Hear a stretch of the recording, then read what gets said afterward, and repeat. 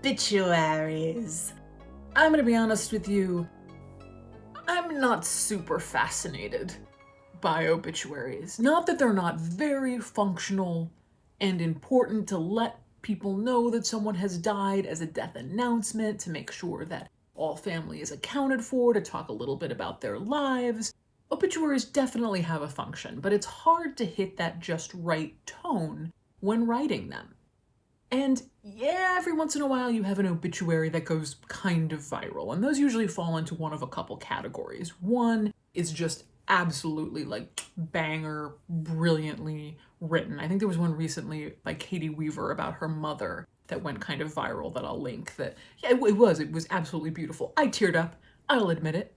And then another category is when somebody says funny things in an obituary and they truly land and they're truly funny. You know, you get the sense that, like, grandma was a real kicker, you know, and that she really had that, like, she had that humor.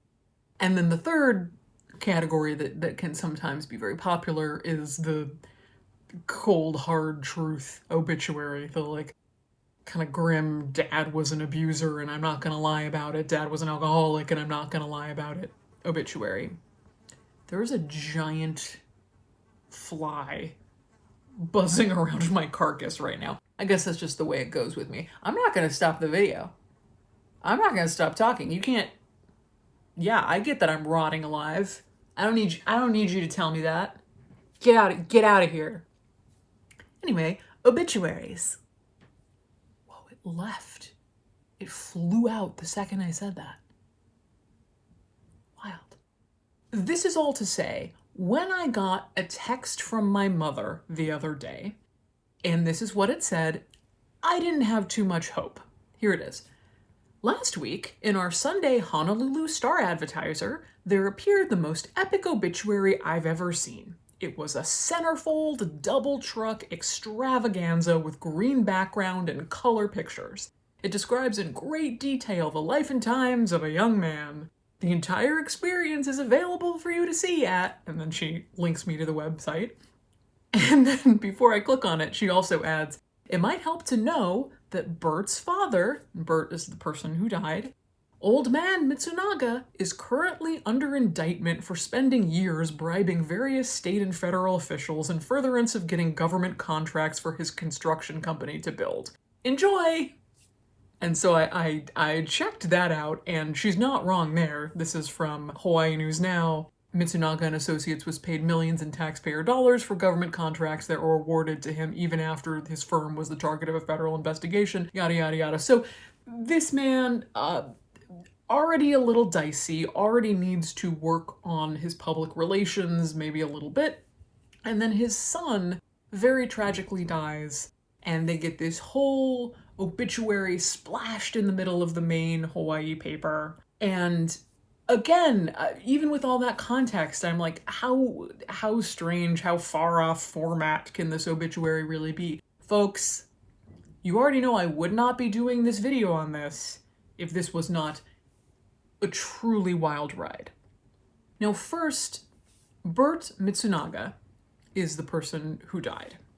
And what I want to be clear on is that Bert Mitsunaga was, first of all, he was born a little under a year after me in Honolulu, Hawaii. So we're basically the same age. He was from the same place as I am, and he passed away unexpectedly of a heart attack. So this is tragic.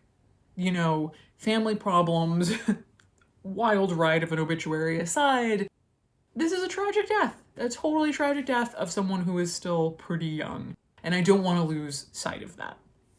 But of course, this man's tragic death and his life is not his obituary. That's a whole other different category, and that's what we're going to dive into now. Now, I'm not going to read you all of this, because that would be like an audiobook.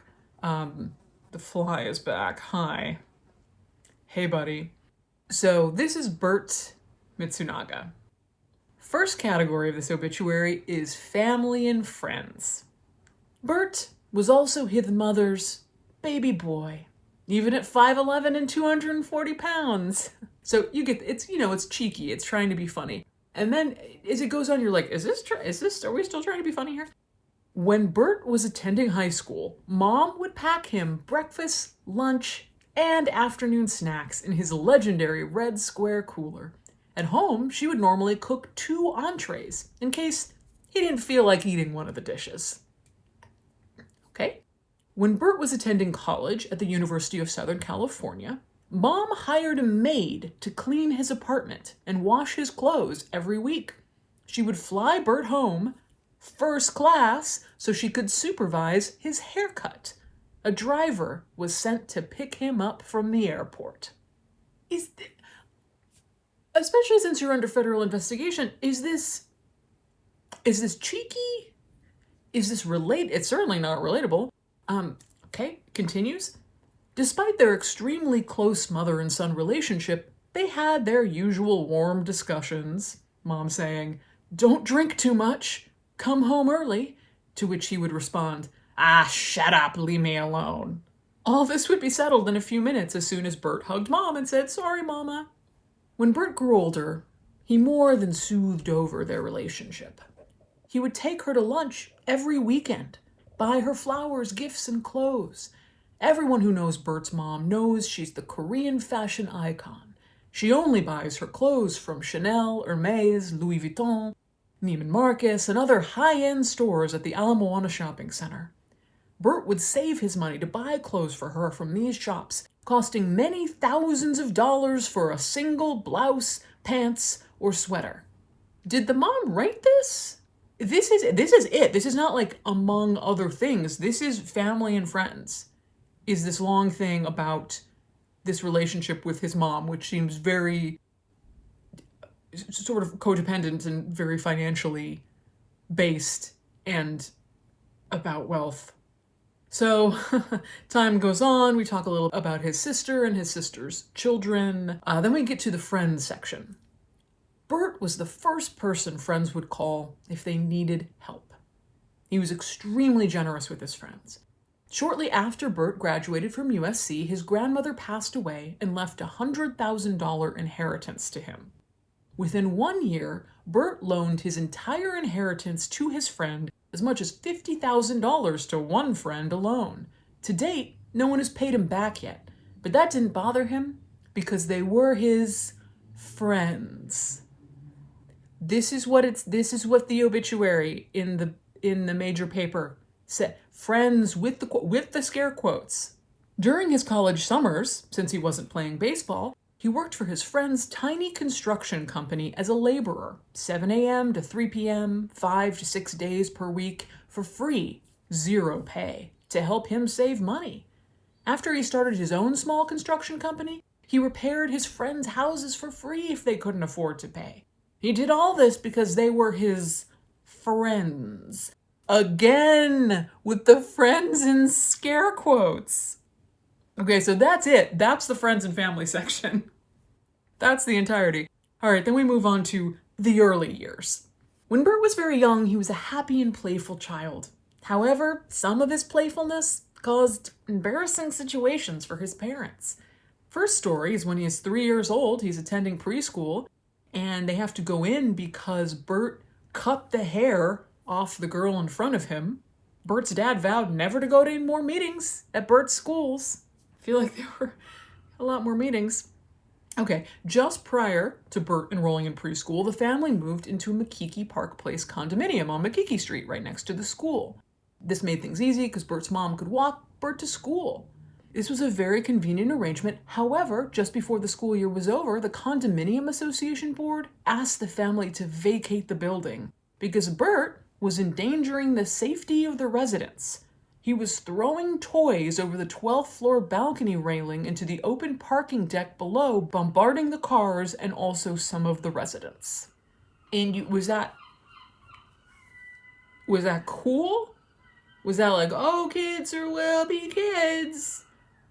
I feel like it's also going to be like, Bert loved animals. He did sometimes slit the throats of kittens. I'm not putting that on Bert. I'm saying that this is where I was expecting this to go. So Bert, as time goes on, he goes to school. This just goes on and on and on and on. He loves baseball, but there's a freak accident where his a baseball hits him in the eye socket and a retina detaches and he can't play baseball anymore. And then at the end, we have him going for broke no matter what. He believed sleeping was a waste of time. He burnt the candle at both ends. There's a story about him going to Mexico, and at a nightclub, he's dancing with a girl when someone tries to false crack him, aka punch him. And he says he doesn't want to fight. And the security guards drag Bert outside, telling him, "Amigo, you must go. 4 against 1, you cannot win, you must go." And Bert says, "I don't care, I have too much pride." So he fights a whole bunch of men. This is all in this obituary. This is all in this obituary. Okay, and this is talking about we're now up to current time. He was also drinking at nights at TJ's and YLI Country Club. All of this may have been too much for his heart. He had 2 scares of rapid heartbeat where he had to go to the emergency room. He had 3 appointments with heart specialists, but he missed all 3 appointments, saying he was too busy working. But this is how Bert lived his life. What? Why is that in the obituary? And it ends with, "Bert, we are devastated you're no longer with us, but find comfort in knowing you lived life to the fullest. You are one of a kind, there will never be another like you." And then a lot of what looks like very sweet pictures of him with his family and his nieces and nephews. This, by the way, this is on MitsunagaAssociates.com/Bert, also in the Star Advertiser and on the website. I texted my mom back and I was like, well, you did not overpromise this. This was certainly a ride from start to finish.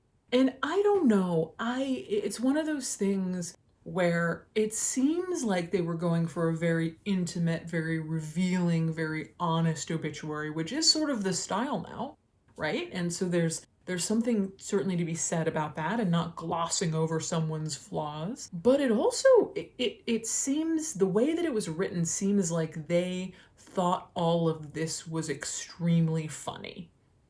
All of this would be just so relatable. And who among us doesn't have these same issues with their beloved son? I don't think a lot of people do. And so it wasn't an indictment in any way of their behavior or how they raised him or what he was like as an adult or talk of addiction or any, it was just all in that tone. And I read probably a quarter of it there. So I don't know how to wrap this up other than to say it's a good idea to be honest in an obituary, but maybe also not as honest. Don't be as honest as you think you should be. Be nice to the person who died, and maybe it is especially not a good idea if you are under state and federal investigation for bribery, forgery, etc. What do you want in your obituary?